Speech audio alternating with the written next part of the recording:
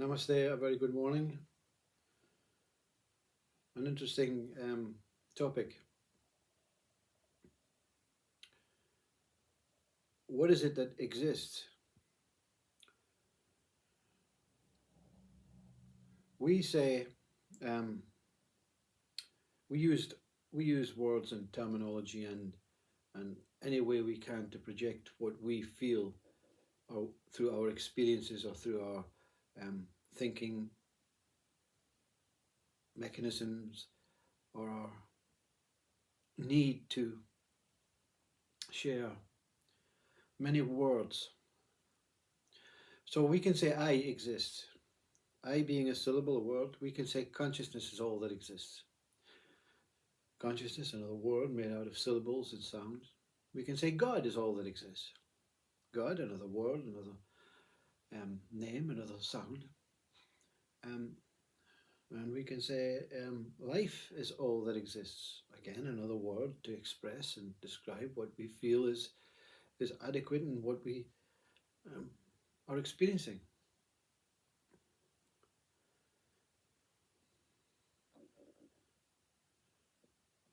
Let's look at each of these components and look at them individually. So what is I?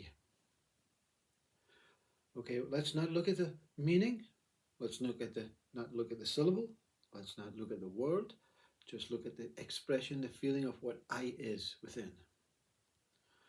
And when you fully stay in this I-ness,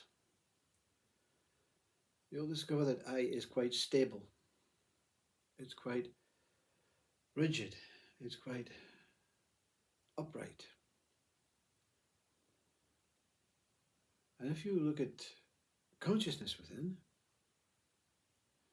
and we take what the feeling, the essence of that this consciousness within, you'll feel it's quite soft, quite moving, quite journeyful, quite agile.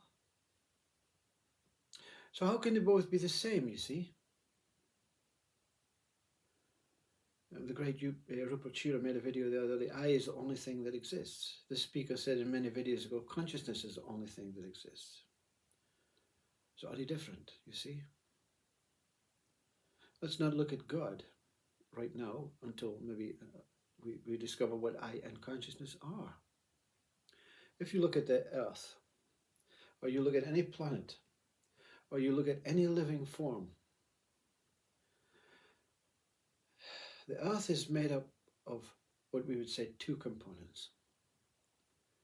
The whole surrounding, circular, albeit flat, whatever it is, it's definitely circular, it's definitely round, it's definitely an orb, is one component. That what holds it within space, the axis that the earth spins around, is the second component. But just like the maple, it is an axis, and the ribbons, the axis male, the ribbons normally held by females, circulating, enshrouding, emotional movement, consciousness. Each molecule has a stability, but it also has a movement. Each human, a stability, but it also has a movement. Everything that exists, stability, but it also has a movement. It can be emotionally moving. It doesn't have to be an eye and a vagina, a penis, a phallic, and a stable, hard, rigid, and a emotional, enshrouding, smooth, voluptuous vagina, circling it, creating so much love. It can be an emotional movement. The rigidity doesn't have to come from a stability, an axis. It can come from just that presence, that beingness. So I and consciousness, the earth cannot exist without this axis. It would just break away. All these meteorites that has gathered over centuries and centuries to form around this magnetic pool And if you look at within, you'll find that that you don't have to question Sir Isaac Newton's gravity, but it's very similar to a magnet. Yeah, it's a magnet. You know, the axis of the Earth, the eye that you are, is a magnet. You are attracting all this consciousness around you towards within you, towards out with you, but is actually within you. So I and consciousness are the same when they come together. Because the movement and the stillness, it cannot be completely moving and it cannot be completely still. And you see, this is where Buddhism comes in. And this is where the speaker speaks about there's no opposing values. When the opposing values meet, when good and bad meet, what is in the middle?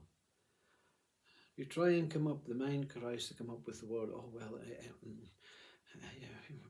average, mediocre. Buddha comes up with contentment. Buddha comes up with peace, tranquility, because contentment is neither good nor bad. It is that what holds good and bad together.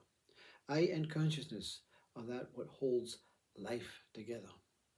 I and consciousness are life. I and consciousness are existence.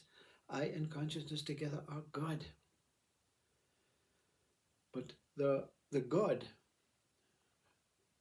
before we look at the God, look at one planet in this universe, one planet, a replica of another planet with an enshrouding, moving surface with an eye in the middle. You can say the moon is exempt from that, but it's very difficult to understand what the moon is and if the moon is real or if it's just an illusion created by some light force or even man, you know. So every single thing in the universe is a replica of what the truth is. And the truth is that there is one whole encompassing I, one whole encompassing consciousness where everything is within it, and that's God. So we can look at it from the size of the ant right up to the size of the most vast, colossal, infinite, unmeasurable, but true state. And both are valid because each one is as powerful as the other.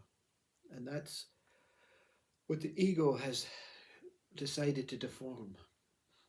We are not powerful, the ego says. We have only got limited time. We are here in a body. We are here born. We are here to suffer. We are here to work. We're here to be educated. We're here to learn. And then we're here to die.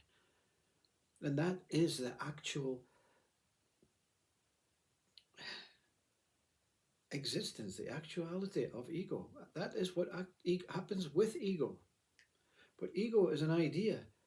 It's just a little visiting molecule, a visiting entity, a visiting app to say, come, I can show you what you are. I can show you what's going to happen to you. I can show you all about this universe.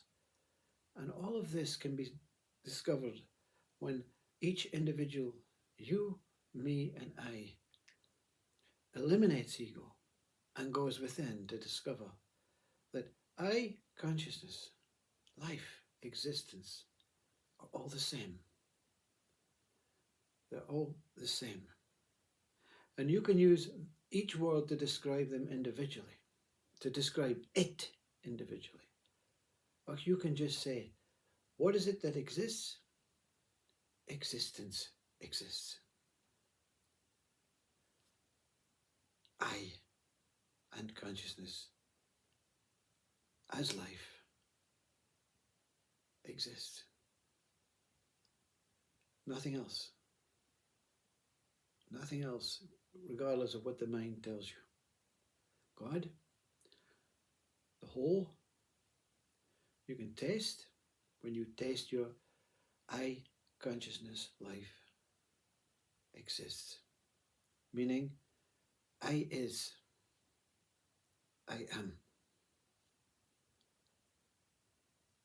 Or I is living am. These are very simple words, very descriptive words, that don't describe the colossal possibilities, the infinite possibilities that mind can show. I consciousness, I am. What it feels, it wants to describe. I consciousness, I am as. I don't know if this makes sense. Whatever you say is okay. Whatever you believe, it's okay. Whatever you hope for, it's okay. Whatever you think, it's okay. But the truth is that what says and knows and feels and intimately belongs to I consciousness, I is, or I am. And that's beyond okay. Namaste.